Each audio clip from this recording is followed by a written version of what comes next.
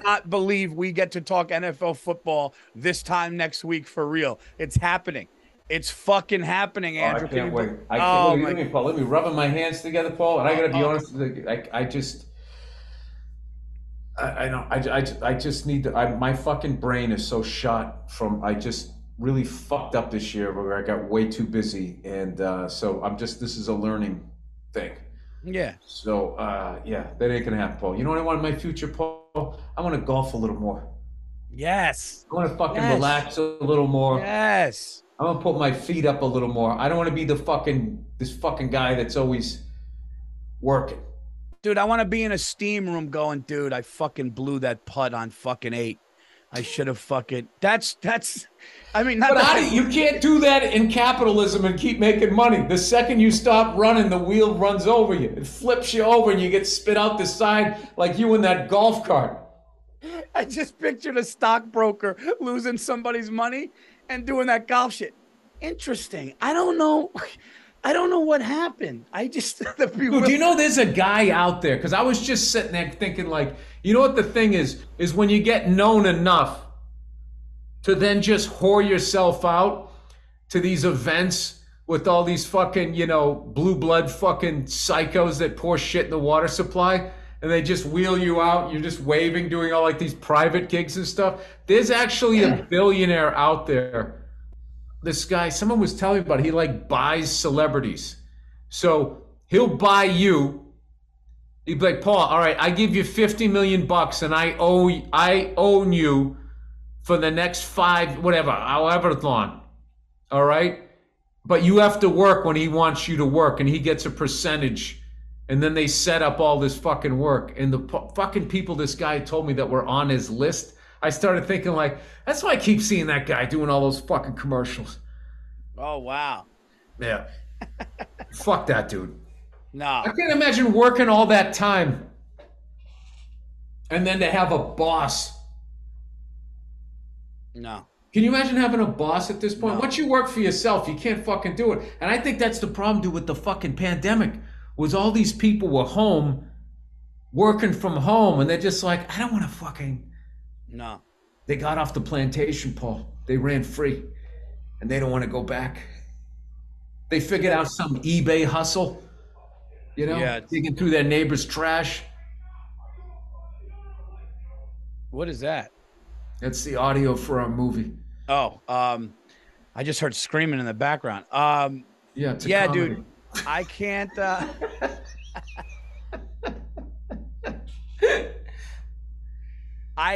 somebody said it's like you break the matrix. It really is wild that, and I'm not taking anything away from somebody who goes to college, gets an education, okay? Because I admire that and I wish that I finished even though I dropped out to do stand up. But dude, unless you're going to be a doctor, a lawyer, or have some sort of crazy engineering architect job, you really do get out of college with a lot of fucking debt. And there's sometimes not much out there. And even when you do land a job, you do Let have me that. come to close that door real quick. You know, that's so funny. You just hear screaming in the back.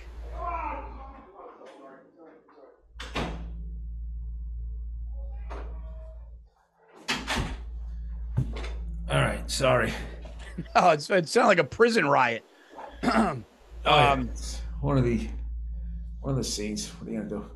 What are you gonna do? But yeah, no, man. Like, could you imagine a guy like me? You knowing me now, me and you've been friends 15 years. Could you imagine a guy going, Paul, dude, you were fucking 5 minutes late for lunch, dude. Get back to your desk. Could you? I'd be like, what? I could never. I'd start laughing. I would bring a steak knife to work. I'm just picturing this fat guy. Remember there was this fucking tub of shit. I was working in this warehouse and this fat fuck used to come walking out, and when he did, everybody like snapped to it and started fucking working and shit. And he knew it too.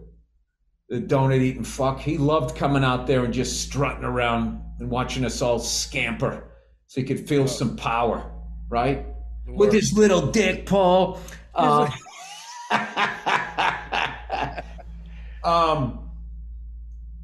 He fucking, I used to do the opposite.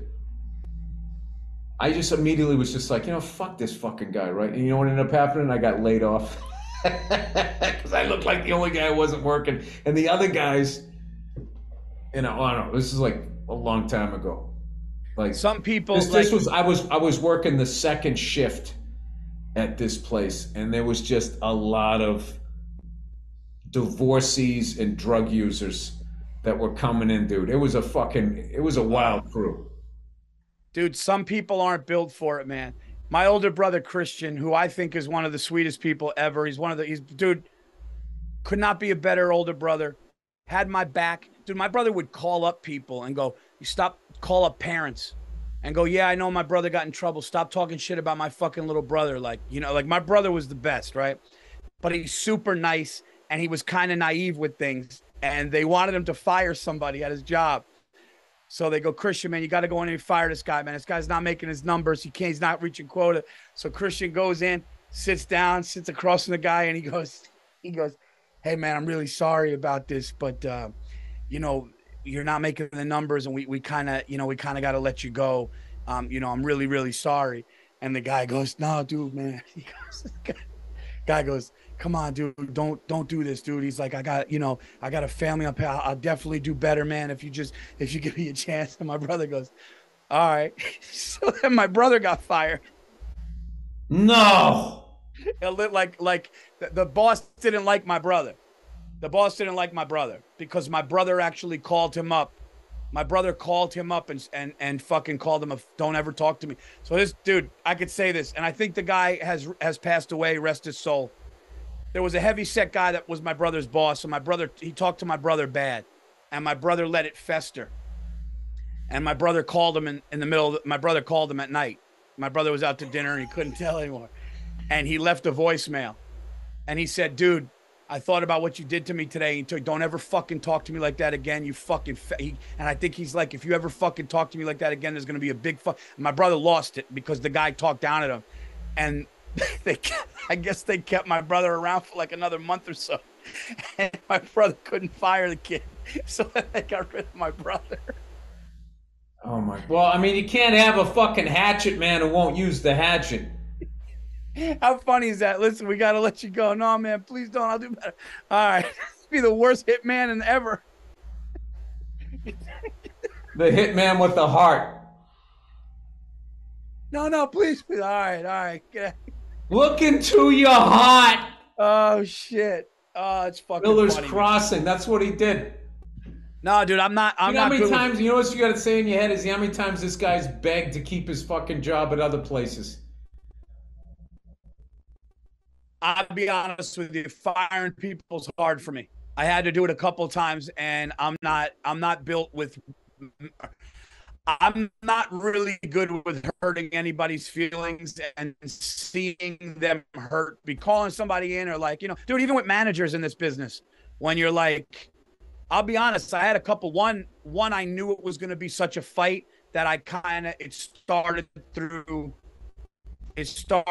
text and email, and then we finally had it. But like one, I had to straight up call, and I delayed it, and then I finally and it was just like, hey. And then as soon as you're on that other end, you're like, hey, look, I just want to let you know, I'm always like build up first. I let you know it's that whole, like, it's not you, it's me. I didn't do that. I have friends that do. I have friends that want to do the first sentence. I have friends that want to do it. I just ripped the Band-Aid off. I just called. Yeah, listen, it's just not working out. And I gotta work with somebody else on this. Dude, that's good. And then they start talking, but it's like how you break up with a woman. You gotta say it early. You gotta get in there early. Yeah. I'm not happy. This isn't working out. I don't want to do this anymore. Boom. Right there. You're out. And then there's going to be a show for the next 2 to 4 to 7 hours of them. But if you just never waver from that.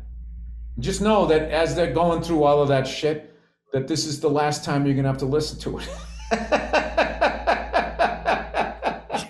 And part of them, I think good ones have to see it. And that goes for like, You know, I like as women like breaking up with guys. Like, if I was a woman, I would do it over the phone because two things: like a guy could get violent, or he could start crying, and neither one of those you want to see. Yeah. No, that's true, dude. Yeah. I'm not good with the crying on either.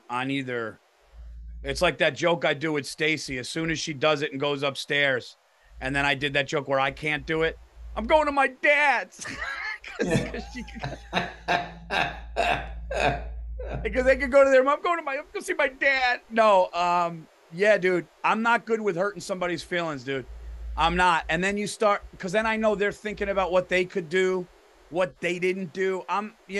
I grew up with fucked up shit like that, where it's like always being in the middle. I just don't like it, you know? Well, you got to get good at it. Yeah, yeah. Because if you're not, then you're just going to end up in situations where you're just working with people that, not even that they're bad at their job, it's just the way they do it and the way you work, it's not working.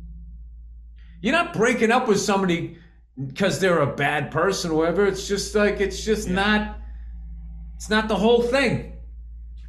It's not the whole thing. The amount of fucking, look at the fucking Lions couldn't win a fucking title with that fucking guy, right? And then he goes to the Rams and then they win it. Yeah. Thank God the Lions broke up with them.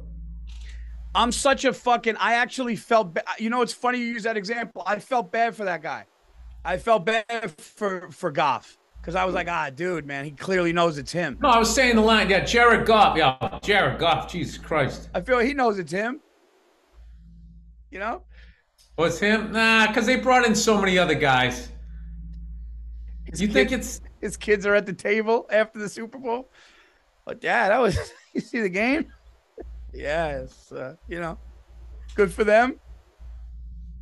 Brutal. Oh, dude, I never looked at it that way. Yeah, you don't think his fucking kids and wife are sitting down watching that? They were all your teammates? Brutal. Because McVay wanted him out. And McVay basically said, we need another quarterback to do this. And then got another quarterback and fucking did it. But brutal. Got a guy that fit his system, though. That's another thing, too. And here's another thing. You go to the fucking Lions, I mean, how many guys that could have had a career but got drafted by the fucking Lions? Or the Browns, or the Bears, who they Joey just, Harrington. For whatever reason, they don't know how to fucking develop, pick away. At some point, it's the franchise. Because if you look at the fucking Lions, the last great fucking, I think their last Hall of Fame quarterback was Bobby Lane in the 1950s. I was just going to ask who was before Stafford. That was... As far as the Lions go? On that level. I'm trying to name, it was like Eric Hipple, Greg Landry, Joey Harrington. I'm trying to remember all the guys that they fucking went through. Who was their Matthew quarterback? Stafford. Matthew Stafford is the best fucking quarterback the Lions have had since Bobby Lane. Since, face mask, Paul. No, they loved him. He was playing during the fucking Korean War. Jesus. Korean conflict, I'm sorry. Who was the quarterback of the Lions when Barry Sanders was in his prime? Wasn't it that guy from the USC? Black quarterback. Another guy, fucking phenomenal fucking college career, and then he pays for it by being a top fucking draft pick. Number 8. The fuck was his name? I don't know. That's your generation, Paul. I'm putting that on you. Number 8? All right, I'm looking it up right now. I'm looking it up. I don't give a fuck. All right, here we go. USC QB number 8 Lions. Rodney Peete. Oh, good call. Rodney Peete. You know who Rodney Peete's best friend is? Him and his wife always go out with this guy and his wife. Magic and Cookie Johnson are them and the Peets are all over the world together at dinners and shit. It's fucking Oh, awesome. that's cool. Yeah, they're Rodney dear Peete, friends. great quarterback, went to the fucking Lions. Rodney Peete went to USC. Yeah, crushed it. Yeah. Well, we got a lot of football to talk about, and they're writing my Giants off. They're writing my Giants off. Everybody's saying they're it's over. We'll see. We'll see. It is over, Paul. What do you mean? Well, they're not going to win the fucking Super Bowl. No, but I don't think they're going to be as bad as people say. 5 wins. Come on, man. Saquon's back. We got that fucking tackle from Alabama who's finally going to protect. Oh, all right. Okay, yeah. I mean, yeah. I mean, I think you guys will be all right. I think the Patriots will be all right. I think we'll be all right. Yeah, I just want to be a contender. That's all. I just want to be in it. I don't want to be a fucking, Although I will tell you, there is something nice, like we talked about last year. There's something nice about getting shot in the back of the head week 5, where you don't have to struggle through the year, when you know where the stress is, because your next big game is NFL Draft Day in April. Yeah. But dude, I love that you're golfing. And here's the thing, man.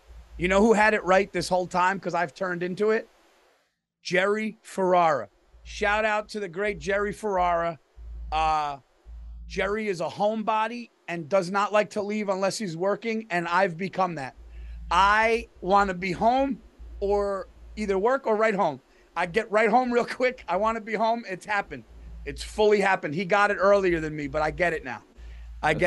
What it's all about. Oh, dude. You can't get in trouble if you're home, Paul. Is anything better than walking in your front door after work is behind you, knowing that you're going to be there for a few days hanging with your family?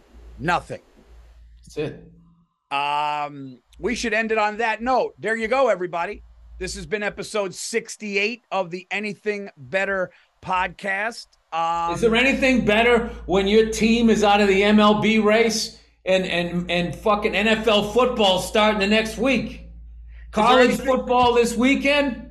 Is there anything worse when your baseball team was 17 games up and now they're flailing and they have a 4-game set when they're only 6 games up against the team that they're 6 games up against the Rays this week? Anything worse? But I will tell you, Judgy hit 51, which is nice. He's got a month. He's got a month and 3 days. I didn't want to bring it up, dude, but that Ohtani bomb to center field.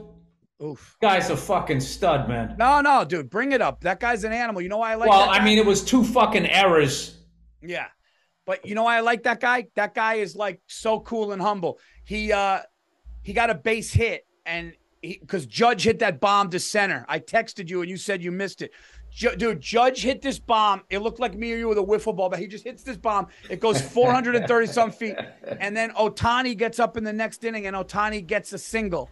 And he goes up to our first baseman and he's like, dude, he was basically going, dude, that Judge shot, man, fuck. He's so humble because the kid can do that. Like Ohtani can do that. He's one of those guys, but he was so fucking cool. I fucking love that kid. I love that kid, dude. That kid is, and the fact that he could pitch lights out, I love that kid, dude. I'm worried about the Yankees, man, because I don't know, man. The bullpen, dude. You guys are always up, and then the bullpen comes in. You guys got to get healthy. Yeah. Who knows? But listen, best month of sports is coming up soon. You got basketball coming, hockey coming, NFL's a week away, and Major League Baseball playoffs. Oh, there's nothing better. This is the greatest month of the year for people who don't like to read. Dude, I'm so glad I didn't break my leg today, man. I swear to God, dude. I swear to God, it was rough. Dude, I was flying down a cliff, dude. It was wild. Dude, I'm just picturing your fucking no muscle memory left fucking foot. You put it to the floor, dude.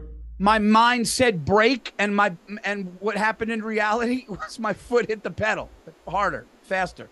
It was because you were bracing. That's fucking amazing. I braced and I just hit the pedal and I realized I was speeding and I couldn't control it. You know what you got to do in that moment, Paul? You just got to relax for half a second and think, and your brain will give you the answer. But if you stay in the fight or flight mode, there's no answer.